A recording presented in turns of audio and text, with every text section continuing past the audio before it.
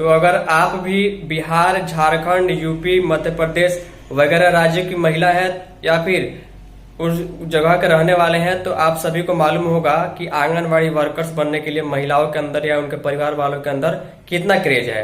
इसी के संबंध में बिहार के नवादा जिले से एक बड़ी रिपोर्ट प्रकाशित की गई है कि एक महिला जो पहले सेविका बनी, फिर उनको हटाया गया, फिर से वापस वो जो है अपना केस लड़ रही है, लेकिन 6 वर्ष बाद भी कोई सुनवाई नहीं की जा रही है। और कहीं ना कहीं यह मामला काफी उलझा हुआ दिखाई दे रहा है कि आखिर किस आधार पर उनको जो है वापस निकाला गया है नौकरी से। चलिए डिटेल में हम आगे आपको दिखाते हैं। उम्मीद करूंगा ऐसी गड़बड़ तरीके से नौकरी लेने की आप कोशिश नहीं करें, नहीं तो कभी ना कभी आपको नुकसान जरूर होगा। तो ध्यान दीजिएगा, बिहार के नवादा जिले की एक बहुत ही अजीबोगरीब उलझी हुई खबर है। लिखा गया पहले बहाली हुई, फिर बहाली रद्द हुई, अब न्याय के इंतजार कर रही हैं। और मामला कितना साल पुराना है? 6 साल पुराना है। आप सभी को मालूम है कि भारत में अगर आपको न्याय चाहिए तो कितना लंबा इंतजार करना पड़ता है, और कोर्ट में केस चले तो कितनी लंबी लड़ाई लड़नी पड़ती है। आंगनबाड़ी सेविका बहाली के संबंध में ये मामला है। सेविका सहायिका बनने के लिए बिहार में बहुत ज़्यादा क्रेज है। यहाँ पर देखिए लिखा गया, नवादा में आंगनबाड़ी सेविका बहाली में अनियमितता के खिलाफ जिला प्रशासन के पास वर्षों से गुहार लगा रहे पीड़ित पक्ष को न्याय के लिए अंतहीन इंतजार करना पड़ रहा है।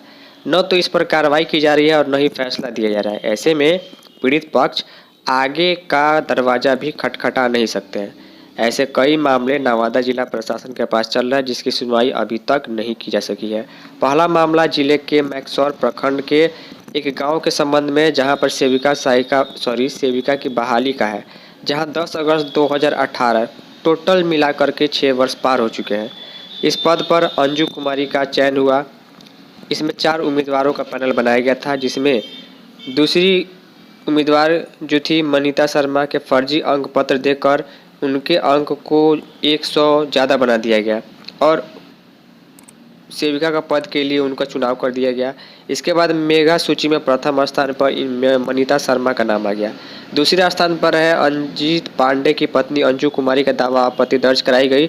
इसके बाद अजीत पांडे द्वारा अंक प्रमाण पत्र की जांच या टीआई से किया गया, जिसके बाद जो दूसरे पक्ष की महिला थी मनीता शर्मा, उनका अंक पत्र फर्जी निकला और दूसरे स्थान पर अंजू कुमारी का चयन आंगनबाड़ी सेविका के लिए कर लिया गया। 4 महीने के बाद फिर से त्रिस्तरीय कमेटी बनाकर अंजू कुमारी का चयन रद्द कर दिया जाता है।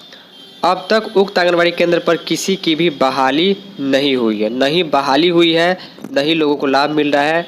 ऊपर से जो 2 लोग इस बहाली में मुख्य रूप से दावेदार थे, दोनों फंसे हुए हैं।